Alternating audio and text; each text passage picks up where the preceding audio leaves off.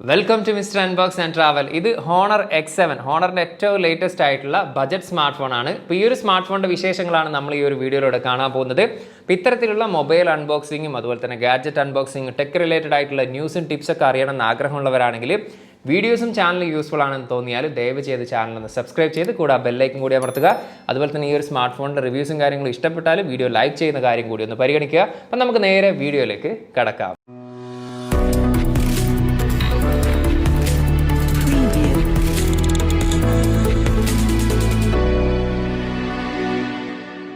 Now, we will Honor X7 box and open it.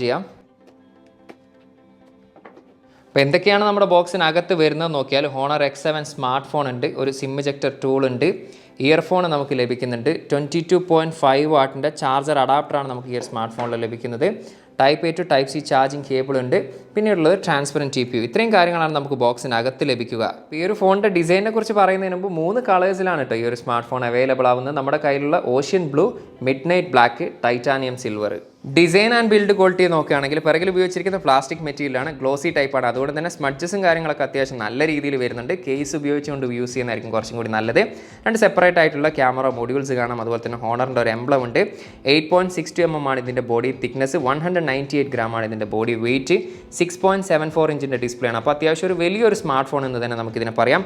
Right side fingerprint scanner, power button, volume rockers, external mic, SIM tray. Hybrid slot ആണ് ഒരേ സമയം രണ്ട് nano SIM card അല്ലെങ്കിൽ ഒരു nano SIM card ഒരു memory card എന്നുള്ള രീതിയിൽ left side completely blank ആണ് താഴ്വശത്തായിട്ട് നമുക്ക് ഒരു 3.5 mm ന്റെ headphone jack external mic type C charging port സ്പീക്കറുകൾ ഇത്രയും കാര്യങ്ങളാണ് നമുക്ക് ഒറ്റ നോട്ടത്തിൽ ഡിസൈനിൽ കാണാൻ സാധിക്കും അതുപോലെ തന്നെ ഡിസ്പ്ലേയുടെ ഒരു ഭാഗം നോക്കുകയാണെങ്കിൽ വാട്ടർ ഡ്രോപ്പ് നോച്ച് ഡിസ്പ്ലേ ആണ് ഈ ഒരു സ്മാർട്ട്ഫോണിൽ കൊടുത്തിട്ടുള്ളത് അപ്പോൾ ഓവറോൾ ഡിസൈൻ വൈസ് നോക്കുകയാണെങ്കിൽ ഈ ഒരു പ്രൈസ് സെഗ്മെന്റിൽ ലഭിക്കുന്നതിൽ വെച്ചിട്ട് അത്യാവശ്യം നല്ല രീതിയിലുള്ള ഒരു ഡിസൈൻ തന്നെയാണ് ഈ ഒരു സ്മാർട്ട്ഫോണിൽ നമുക്ക് കാണാൻ സാധിക്കുക Qualcomm Snapdragon 680 എന്ന് പറയുന്ന പ്രോസസ്സറാണ് ഈ ഒരു സ്മാർട്ട്ഫോണിൽ വരുന്നത് 6 നാനോമീറ്റർ ആണ് ഇതിന്റെ ചിപ്സെറ്റ് സൈസ് ഒക്ടാ കോറിൽ 2.4 GHz ആണ് ഇതിന്റെ ക്ലോക്ക് സ്പീഡ് ഈ ഒരു പ്രൈസ് സെഗ്മെന്റിൽ ലഭിക്കുന്നതിൽ വെച്ചിട്ട് ഏറ്റവും മികച്ച രീതിയിലുള്ള പ്രോസസ്സറുകളിൽ ഒന്ന് തന്നെയാണ് ഈ ഒരു Qualcomm Snapdragon 680 എന്ന് പറയുന്നത് അതുകൊണ്ട് തന്നെ നമുക്ക് നല്ല രീതിയിലുള്ള ഒരു പെർഫോമൻസ് അതായത് ഈ ഒരു പ്രൈസ് ബജറ്റിൽ ലഭിക്കുന്ന ഫോണുകളുമായിട്ട് കമ്പയർ ചെയ്യുമ്പോൾ നല്ല രീതിയിലുള്ള ഒരു പെർഫോമൻസ് കാഴ്ചവെക്കുന്നതായിട്ടാണ് എനിക്ക് ഇതിൽ ഫീൽ ചെയ്തിട്ടുള്ളത്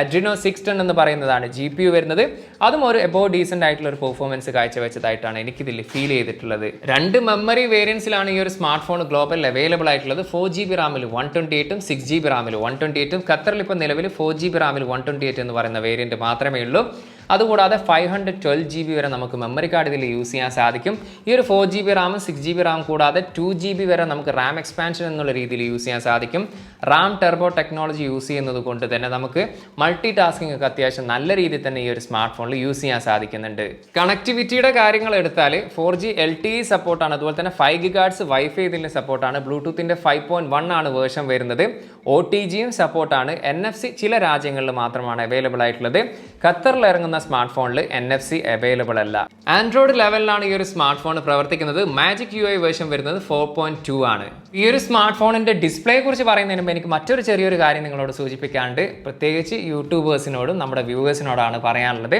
നമ്മളൊക്കെ ഒരു സ്മാർട്ട്ഫോണിന്റെ സ്പെസിഫിക്കേഷൻ നോക്കാറുള്ള സൈറ്റാണ് GSM Arena എന്ന് പറയുന്നത് അപ്പോൾ എന്തുകൊണ്ടാണ് ഞാൻ ആ ഒരു കാര്യം ഇപ്പോൾ പറയുന്നതെന്ന് വെച്ചാൽ ഈ ഒരു Honor X7 ഡിസ്പ്ലേയെ കുറിച്ച് പറയുന്ന സമയത്ത് അത് പറയേണ്ടിയിരിക്കുന്നത് കാരണം GSM Arena'യിൽ IPS LCD എന്നും ഒഫീഷ്യൽ സൈറ്റിൽ അല്ലെങ്കിൽ ഒഫീഷ്യൽ ഇൻഫർമേഷൻ ആയിട്ട് അവർ തന്ന വിവരം എന്ന് പറയുന്നത് TFT LCD എന്നാണ് അപ്പോൾ ഇതിൻ്റെ ഒരു പ്രശ്നം എന്താണെന്ന് പറഞ്ഞാൽ GSM Arena മാത്രം നോക്കിയിട്ട് ചില യൂട്യൂബേഴ്സ് വീഡിയോ ചെയ്യാറുണ്ട് അപ്പോൾ അവരുടെ വായിൽ നിന്ന് ഒരുപക്ഷെ IPS LCD എന്നായിരിക്കും വരിക അപ്പോൾ അത്തരത്തിലുള്ള യൂട്യൂബേഴ്സിനോട് എനിക്ക് പറയാനുള്ളത് നിങ്ങൾ GSM Arena നോക്കിക്കോ അതേ സമയം തന്നെ ഒഫീഷ്യൽ സൈറ്റിൽ കൂടി നോക്കിയിട്ട് ഇൻഫർമേഷൻ കളക്ട് ചെയ്തിട്ട് ആളുകളുടെ മുമ്പിൽ അവതരിപ്പിക്കുന്നതായിരിക്കും കുറച്ചും കൂടി ജെന്യൂൻ ആയിട്ടുള്ള വീഡിയോ ആയിട്ട് നിങ്ങൾക്ക് അത് യൂസ്ഫുൾ ആവുക എനിവേ ഈ ഒരു ഡിസ്പ്ലേയുടെ ഒരു ക്വാളിറ്റി നോക്കുകയാണെങ്കിൽ 6.74 ഇഞ്ചിൻ്റെ TFT LCD ആണ് ഈ ഒരു സ്മാർട്ട്ഫോണിൽ ഉൾപ്പെടുത്തിയിരിക്കുന്നത് HD ആണ് റെസൊല്യൂഷൻ വരുന്നത് 90 Hz റിഫ്രഷ് റേറ്റോട് കൂടിയുള്ള ഡിസ്പ്ലേ ആണ് 260 പിക്സൽ പെർ ഇഞ്ച് ആണ് ഇതിൻ്റെ ഡെൻസിറ്റി വരുന്നത് ഫുൾ HDയിലാണ് നമുക്ക് മാക്സിമം ഇതിൽ വീഡിയോസും യൂട്യൂബിലൊക്കെ കാണാൻ സാധിക്കുക അപ്പോൾ ഓവറോൾ ഡിസ്പ്ലേയുടെ ഒരു ക്വാളിറ്റി വൈസ് നോക്കുകയാണെങ്കിൽ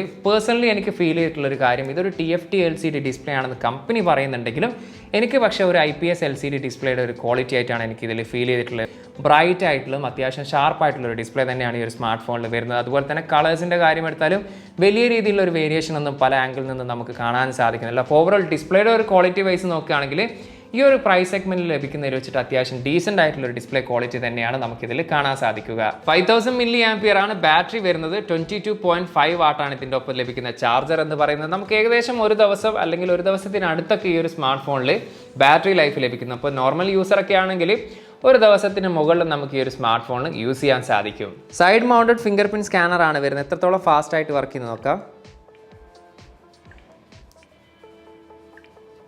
ഒരു കുഴപ്പമില്ലാത്തൊരു ഫാസ്റ്റ്നെസ് നമുക്ക് കാണുന്നുണ്ട്. ഇനി ഫേസ് ലോക്കിൻ്റെ കാര്യം എടുത്താൽ അതും അത്യാവശ്യം ഫാസ്റ്റായിട്ട് തന്നെ വർക്ക് ചെയ്യുന്നത് നമുക്ക് കാണാൻ സാധിക്കുന്നുണ്ട്. സിംഗിൾ സ്പീക്കറാണ് ഈ ഒരു സ്മാർട്ട് ഫോണിൽ വരുന്നത്. നമുക്ക് ഇതിൻ്റെ സൗണ്ട് ഒന്ന് ചെക്ക് ചെയ്ത് നോക്കാം.